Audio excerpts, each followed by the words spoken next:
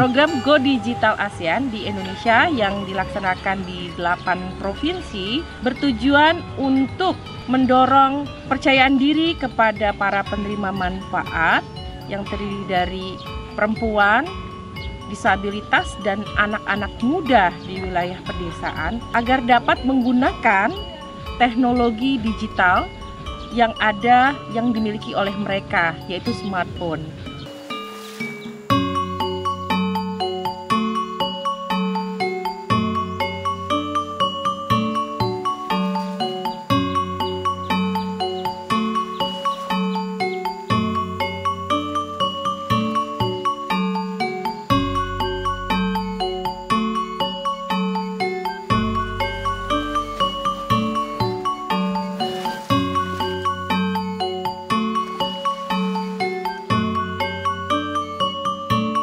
Disadari memang pemerintah saat ini sedang gencar menjalankan berbagai macam program literasi digital. Namun sayangnya itu baru mengcover wilayah-wilayah perkotaan dan untuk mereka yang sebenarnya sudah terpapar informasi. Lantas bagaimana dengan mereka yang tidak memperoleh akses tersebut seperti perempuan, disabilitas, maupun mereka yang tinggal di pelosok pedesaan? Apakah mereka harus tertinggal?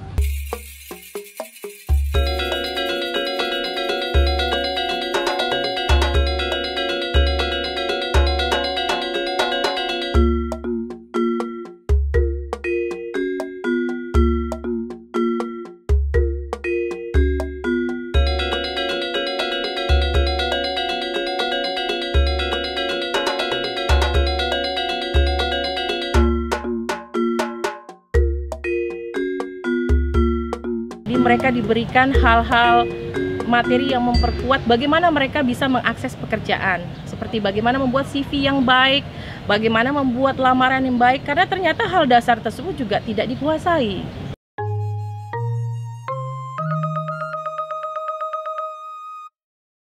Kader-kader terbaik yang kami latih secara intensif. Kami melatih para mentor tersebut selama 5 hari dengan kelas tambahan selama 4 hari. Dan dari situ mereka merekrut volunteer desa. Jadi para mentor itu mencari 20 volunteer, 20 sampai 25 orang volunteer yang masing-masing volunteer berasal dari satu desa yang berada di wilayahnya.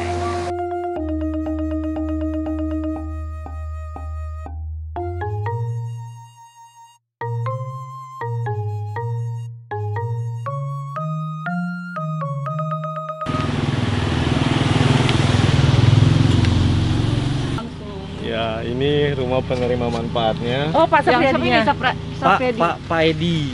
Proses pendampingan yang dilakukan di Nusa Tenggara Barat menghasilkan capaian yang cukup menggembirakan. Ada Pak Aryadi, seorang tunanetra. Setelah beliau mendapatkan pendampingan dari volunteernya, Pak Edi, dia diajarkan tentang talkback. Saya kenalkan masalah tag, masalah program atau apa Ibu, makanya dia misalnya transaksi lebih praktis gitu maksud saya. Bapak ajarin talkback? Ya. Ya.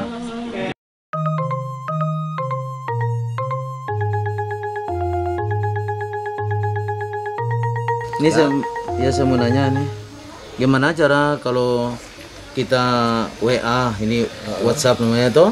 Ya, ini untuk membaca misalnya Bapak tidak bisa baca misalnya buku atau apa teks ya, tinggal kita arahkan kamera HP ini ke misalnya bacaan yang tidak kita bisa lihat langsung terbaca di situ itu maksudnya.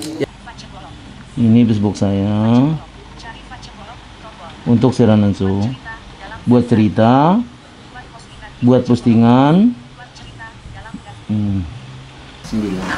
6 sama dengan 15. Itu caranya. Itu cara talk bicara ini, kalkulator bicara. Apa benda yang ada? Ya logout apa? Tandeng Mas Jawan? Iya, logout. Dekat logout ini kalau untuk melihat uang atau salah teks saya ketik di sini, baca sama logout atau Mas Jawa. Selamat datang. Kalau ini nilai uang, untuk nilai uang Mas Jawa ini. Rp10.000. Langsung terbaca di aplikasi. Ini saya punya printer Bluetooth untuk transaksi pulsa listrik orang. Terus pembayaran listrik bisa.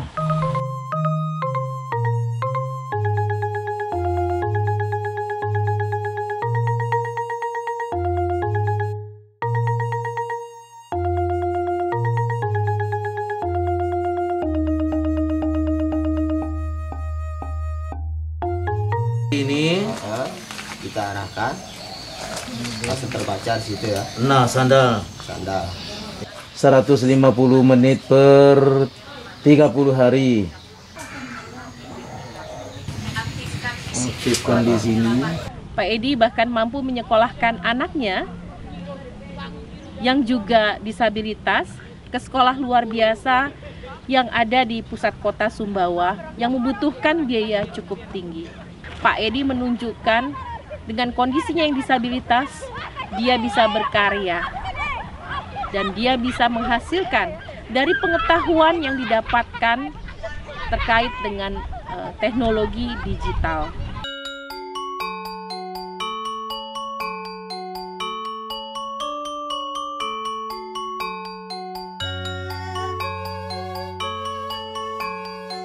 Pak Rahmat, seorang calon guru yang kemudian memutuskan untuk membuka usaha cukur. Dia belajar bagaimana mempromosikan hasil karyanya sebagai tukang cukur dan dia posting di media sosialnya. Salon milik Pak Rahmat sekarang sangat terkenal.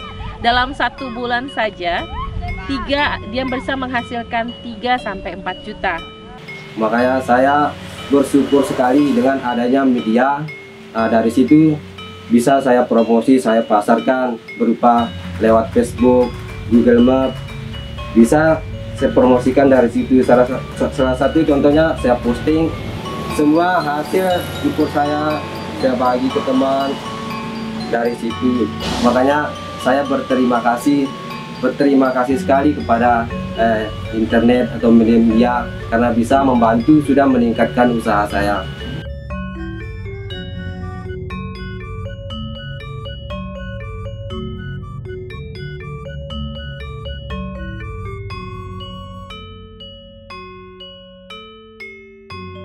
Saya dan suami membuat Facebook, mencoba untuk memfoto beberapa produk kami dan mulai untuk memposting jualan kami di Facebook dan WA. Untuk Instagram dan YouTube itu kami mengikuti setelah itu. Singkat ceritanya, Ibu Sundu Siah dari program PSW mengenalkan banyak sekali cara untuk memasarkan, untuk bagaimana produk-produk kami dikenal.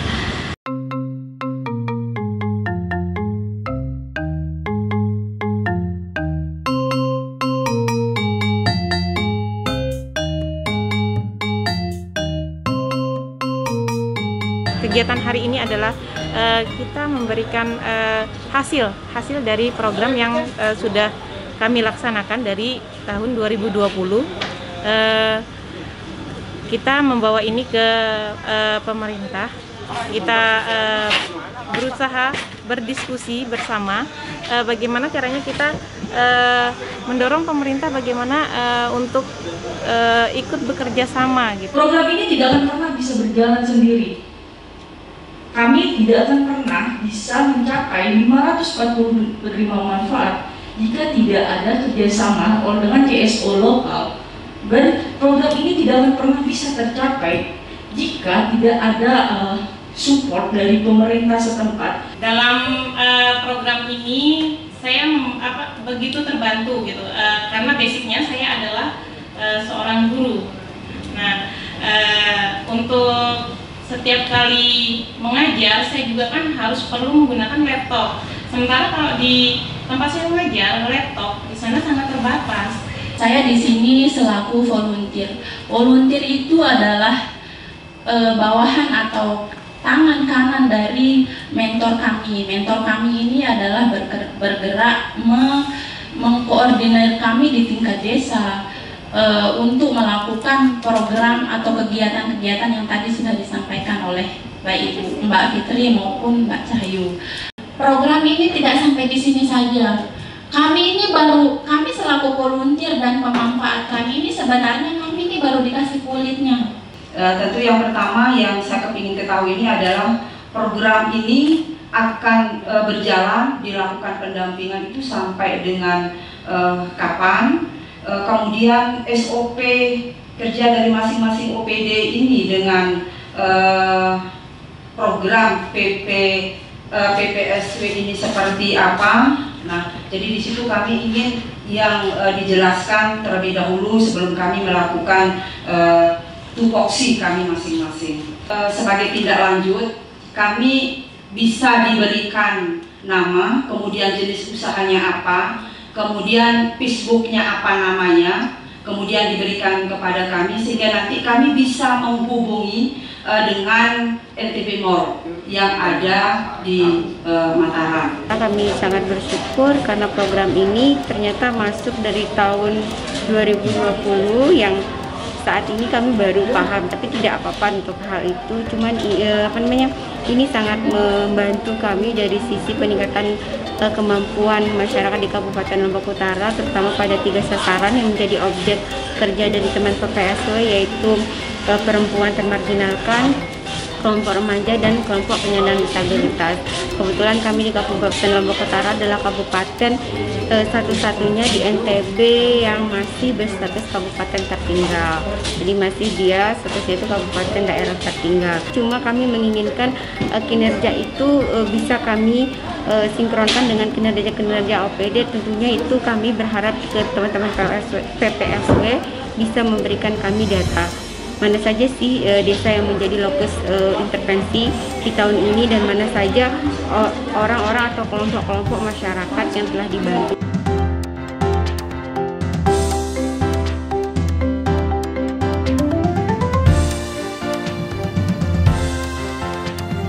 Pencapaian hasil yang baik dari proses pendampingan ini memberikan inspirasi bahwa apapun kondisinya tidak menjadi penghalang untuk belajar, untuk mengupgrade diri, dan untuk meraih peluang ekonomi melalui teknologi digital. KU kuat, KU hebat.